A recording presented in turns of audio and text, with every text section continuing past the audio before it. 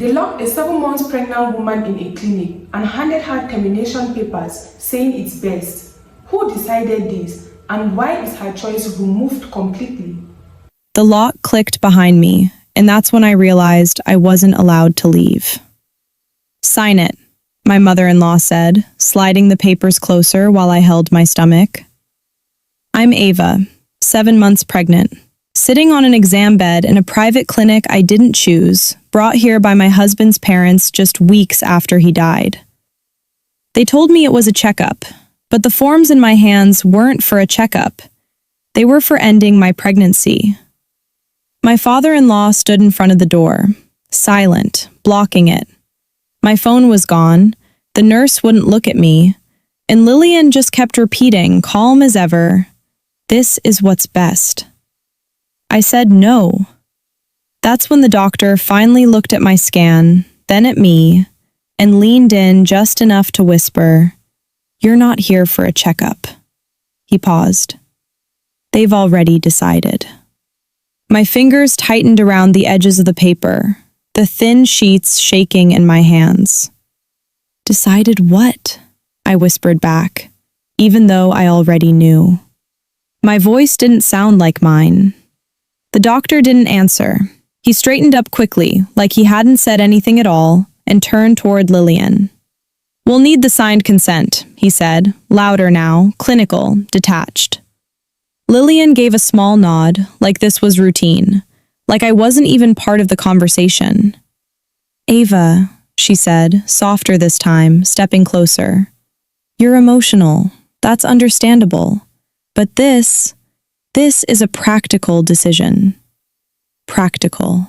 My stomach tightened under my hands, the baby shifting as if reacting to the tension in the room. 7 months. I had felt every kick, every movement. This wasn't an idea. This wasn't a mistake to erase. "I'm not signing anything," I said again, louder. Victor shifted his weight by the door. Not aggressive, not loud, just present.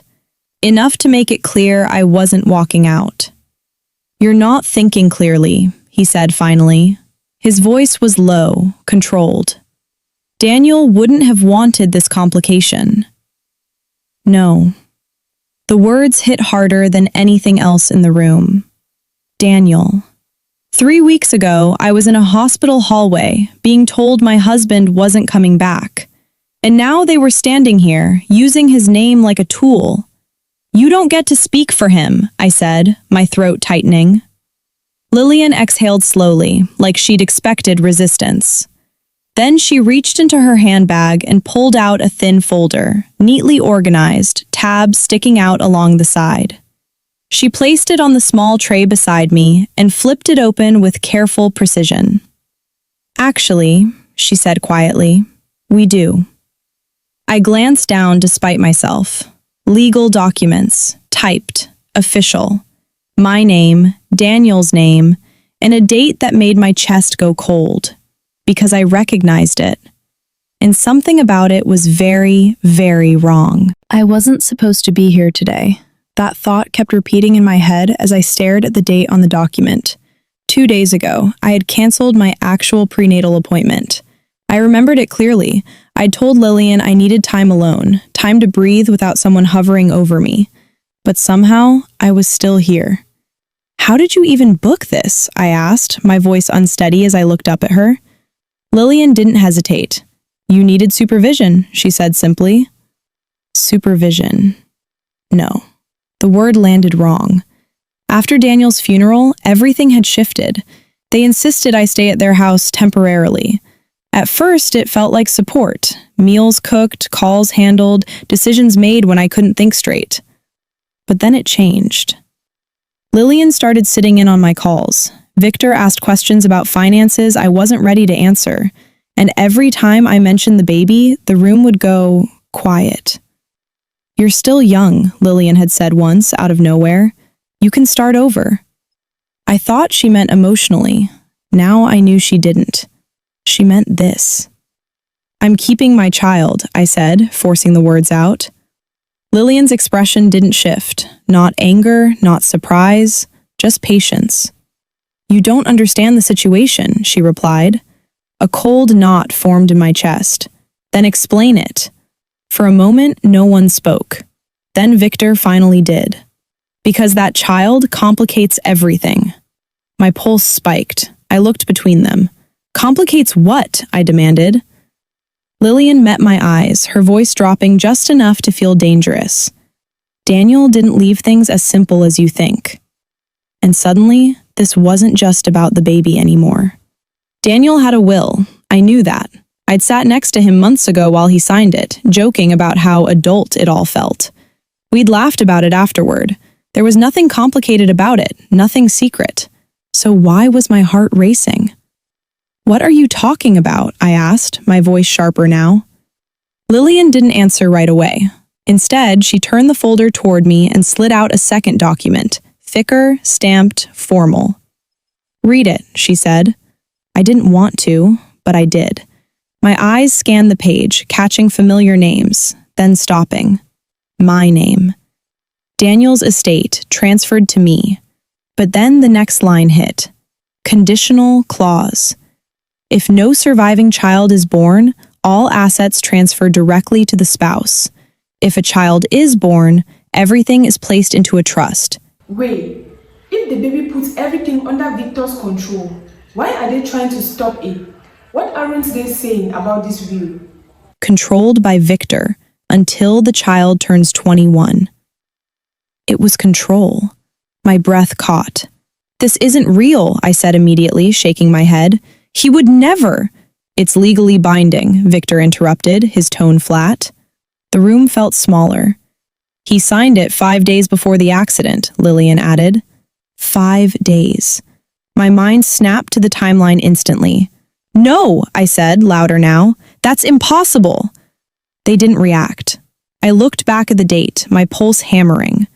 5 days before Daniel died, he was already in the hospital, unconscious, hooked to machines. He couldn't have signed anything. He didn't. I looked up slowly. Victor didn't deny it. He just held my gaze and said, "It doesn't change anything." Then the doctor stepped closer, pen in hand. We're running out of time.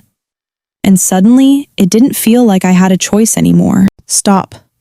The word came out sharper than I expected, cutting through the room just as the doctor reached for my wrist. I pulled back, pressing myself against the edge of the exam bed, one hand protectively over my stomach. I want a lawyer, I said, louder now. I'm not signing anything without one. No one moved. Victor stayed planted in front of the door. Lillian's expression didn't change, just that same calm, controlled patience. But the doctor hesitated. It was small, barely noticeable, but I saw it. He glanced down at the file again, flipping it open to the scan. His brow tightened slightly as he studied it, then flicked his eyes back to me. Please, I said quickly, lowering my voice, forcing him to focus. He couldn't have signed that will. Daniel was in the ICU, unconscious. You can check the records. Something shifted. The doctor looked at Lillian, then Victor. Was that disclosed? He asked carefully. Lillian's tone sharpened. That's irrelevant. No, I said, my voice rising, desperation breaking through. It's not. You're about to do a procedure based on forged documents. That's fraud. Fraud. Silence. The word hung in the air, heavy. Victor's jaw tightened. Lillian stepped forward. That's enough, Ava. My heart was pounding so loud I could barely hear myself think, but I forced it out anyway. Help! They're forcing! Victor lunged toward me, but the doctor stepped in between us. Stop, he said firmly. Everything froze. He turned toward the door and called out, voice sharp now. Get administration in here, immediately. Lillian's calm finally cracked. Her voice dropped, cold and precise. If you interfere, doctor, you'll regret it. He didn't move. It was over. And in that moment, I realized this was no longer contained. It was about to explode. Everything unraveled faster than I expected. Within minutes, the quiet, controlled room filled with people, hospital administration, another physician, a legal coordinator. The locked door was opened, and for the first time since I arrived, I wasn't being physically blocked in. "Ma'am, are you here willingly?" someone asked me directly. "No," I said immediately, my voice shaking but clear. "They brought me here under false pretenses. They're trying to force me to sign consent for a procedure I don't want." That was enough. The papers were taken out of Lillian's hands. The doctor who had been assigned to me stepped back completely, now speaking in clipped, careful sentences as he explained what he'd been told, that I had already agreed, that I was emotionally unstable after my husband's death. "I never consented," I said. "And that will, he couldn't have signed it." That's where everything cracked open. They verified the date, pulled hospital records, cross-checked signatures. Daniel had been in the ICU, sedated, on a ventilator the entire time that document was supposedly signed. There was no gray area, no technicality. It was forged. Victor didn't argue when they confronted him. He just went quiet. Lillian, on the other hand, tried to maintain control, insisting it was a misunderstanding, that everything had been done for my stability. No one accepted that. Security was called. And just like that, the power they held over me, inside that room, inside that moment, was gone. The fallout didn't stay contained. An official investigation followed, into the forged will, into the clinic arrangement, into the coercion. Victor was charged with fraud and document forgery. Lillian faced charges for conspiracy and unlawful confinement. The clinic itself was scrutinized for even allowing the situation to reach that point. Word spread through the extended family quickly. The same people who once stood beside them at holidays stopped answering their calls. Their reputation, carefully maintained for years, collapsed under the weight of what they tried to do. As for me, the legitimate will, the real one Daniel signed, was upheld. Everything passed directly to me, exactly as we had planned. But more than that, I walked away. No more shared home, no more control, no more quiet manipulation disguised as care. Months later, I stood in a small, quiet nursery holding my son. 7 months had turned into a full-term delivery, a safe one. I looked down at him, real, alive, here. They tried to decide his fate in a locked room, tried to erase him before he even had a chance. They failed.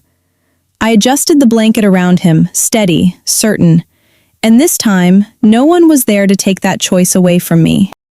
If something like this can be arranged quietly behind closed doors, with paperwork already, how often does this happen? And how many people never get the chance to say no? Let me know in the comment section.